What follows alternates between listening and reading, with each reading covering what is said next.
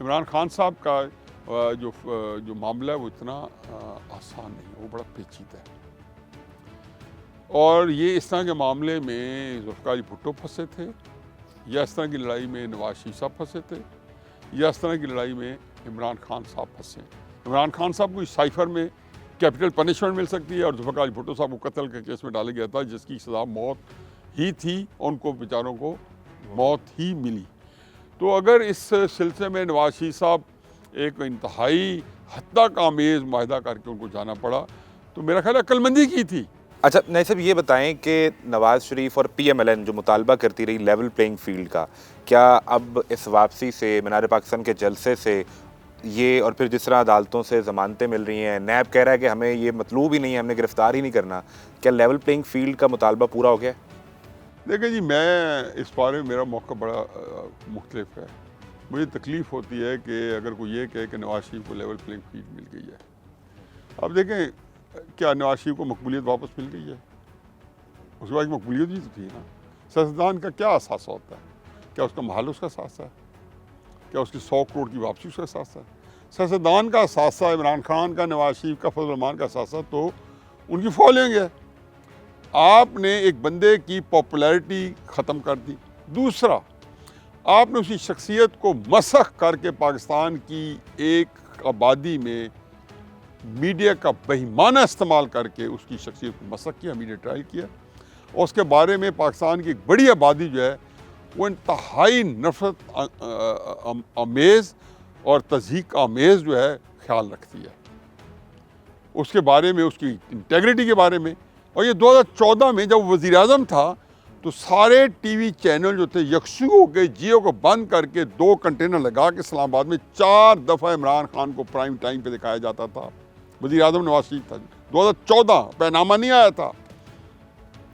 मैं उससे पूछता हूँ कि तुम्हारी रियासत पे क्या उफ्ताद आन पड़ी थी कि तुमने नवाज शरीफ की आपकी एक इलेक्टेड गवर्नमेंट, जिसको इलेक्शन का जो प्रोसेस है वो बड़ा टीडियस है, इमरान खान जीते, नवाज शरीफ जीते, एक लंबे प्रोसेस से आते हैं, जो कुछ मर्जी है, एक लोगों की ओपिनियन शामिल होती है, उसको आप मार्जिनलाइज कर लें।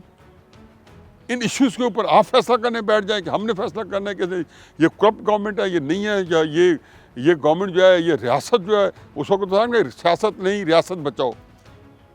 तो आपने नवाज शरीफ साहब से 2 चीज़ें जो हैं उसका कैसे अदाला होगा?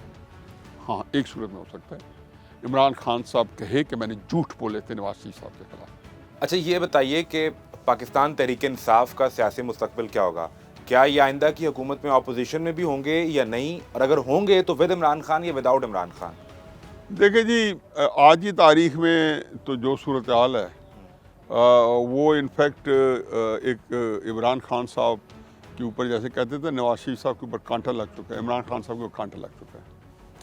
मेरी किसी अकल के किसी खाने को ये बात अपील नहीं करती कि इमरान खान साहब को मौजूदा जो हमारी मिलिट्री जो इस्टेब्लिशमेंट है वो इमरान खान साहब को पनपने दे या रहने दे।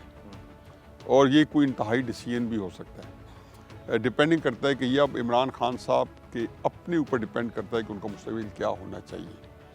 आया उनके पास मुस्तकबिल के अंदर कोई गुंजाइश है रखनी है उन्होंने, तो वो फैसला करेंगे, और अगर नहीं रखनी तो भी इमरान खान साहब ने फैसला करना है। तो मेरी इमरान खान साहब से फिर यही गुजारिश होती है कि आप भी कुछ रास्ता निकालें, जैसे नवाज शरीफ साहब ने 2000 में एस्टेब्लिशमेंट के लिए रास्ता निकाला था, टकरा नहीं गए थे, आप बिल आखिर थोड़ी सी तज़हीक आमेज़ माहिदे के साथ रास्ता दिया था।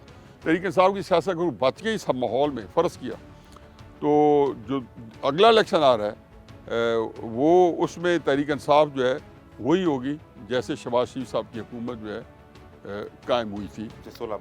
Obedient servant, his masters voice, establishment की बिल्कुल एक बगल बच्चा। ऐसी पार्टी इमरान खान साहब की बच जाएगी, हुकूमत नहीं मिलेगी, लेकिन जो पार्टी रखी जाएगी वो इस तरह की रखी जाएगी। लास्ट ये बता दीजिएगा कि इस्तेहकाम पाकिस्तान पार्टी का सियासी मुस्तकबिल क्या होगा? क्या ये PMLN की B टीम होगी पंजाब में? मेरा ख्याल है कि ये उनका 2 वजह से इसको बनाया गया है मेरे नज़दीक। एक तो वजह ये बनाई गई है कि तहरीक इंसाफ को जब लोगों ने छोड़ना शुरू किया, एक जो जौक दर जौक, तो जरदारी साहब लाहौर आ गए। अब जरदारी साहब लाहौर आ गए और कुछ लोग यहाँ से तहरीक इंसाफ वाले उड़ उड़ के नवाज शरीफ साहब के पास पहुँच गए। अब यहाँ पे एक प्रॉब्लम था, मुस्लिम नून के पास पंजाब के अंदर अकोमोडेट कराने के लिए बड़ी लिमिटेड स्पेस है। 2 4 5 सीट्स पे तो कर लेंगे, राजा रियाज को कर लेंगे, 2 4 और को कर लेंगे, जहांगीर तरीन साहब को कर लेंगे, लेकिन तरीक इंसाफ के जो MNAs MPs छोड़ के जा रहे हैं, जो कि दर्जनों में थे, उनको वो नहीं कर सकती। उनके अपने पास हर सीट पे बड़ा मजबूत उम्मीदवार है। उनको भी पहले 20 सीटों के इलेक्शन पे जब उन्हें अकोमोडेट किया था इमरान खान साहब के बंदों में, तो उनको ज़िल्लत आमेज शिकस्त से 2 4 होना पड़ा था। उसकी एक वजह सिर्फ ये थी कि उन्होंने अपने बंदों को आज़ाद किया, अपने बंदे उन हलकों में उनके खिलाफ खड़े हो गए।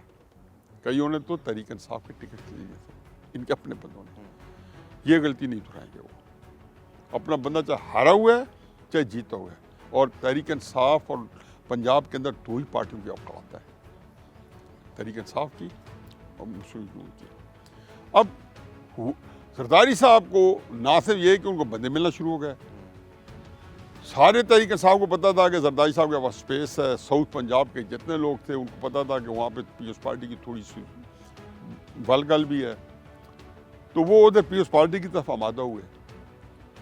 तो साथ ही गैर ज़रूरी तौर पे पीपल्स पार्टी ने बिलावल जरदारी को एज ए वज़ीर आज़म लॉन्च कर दिया। याद है आपको? जी जी। ये बात अब तो नहीं सुनी ना आपने? जी जी।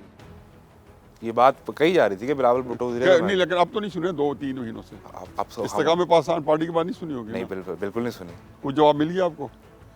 हाँ। तो ये जो था इस्तेकाम पाकिस्तान पार्टी, पहली उसकी ये थी कि पीपल्स पार्टी को उन्होंने कहा कि तहरीक इंसाफ को छोड़ने वाला बंदा, उसके लिए भी एक जगह होनी चाहिए। और लोगों को ये कहा गया कि हमने इस्तेकाम पाकिस्तान, कहा गया होगा, अब नज़ार ये कहा गया होगा, सच साबित हो जाए तो आप कह देना कि आपने सही कहा है। ये कहा गया होगा कि अगली हुकूमत हम इस्तेकाम पाकिस्तान पार्टी की बना रहे हैं। तो उनके अंदर जो जाने वाले हैं उनका एक ईमान का छठा रुकन ये है कि जिसको एस्टेब्लिशमेंट चाहेगी वही जीतेगा। ये पिछले 70 साल के आबाओ अजदाद से एक ही इनका अकीदा आ रहा है कि जिसको एस्टेब्लिशमेंट चाहेगी वो जीतेगा, जिसको नहीं चाहेगी वो नहीं जीतेगा। ठीक है जी। अब इसमें उन्होंने कम से कम उनको एक कंफर्ट लेवल दे दिया जो ज्वाइन करने वाले थे। मैंने तब भी कहा था कि इस्तेकाम पाकिस्तान पार्टी जो है ये एक चेकमेट है सियासी निज़ाम के ऊपर। इमरान खान साहब के ऊपर भी एक चेकमेट था जो कि 10 अप्रैल को वही इस्तेमाल किया, उन्होंने इमरान खान साहब घर भेज दिया। जो 20 25 30 बंदे उनके अपने थे, उनमें से चाहते तो 30 के 30 शेख रशीद समेत सारे वापस ले सकते थे, लेकिन उनको ज़रूरत सिर्फ 15-16 की थी। वो उन्होंने शहबाज शरीफ को इलेक्ट करवा के इमरान खान साहब को निकाल दिया। अब और जिसमें आपने देखा पीपल्स पार्टी वालों को वोट की ज़रूरत नहीं पड़ी, उसी से उनके नंबर्स पूरे हो गए। ऊपर वज़ीर आज़म बनने के लिए, शहबाज शरीफ साहब को वज़ीर आज़म बनने के लिए।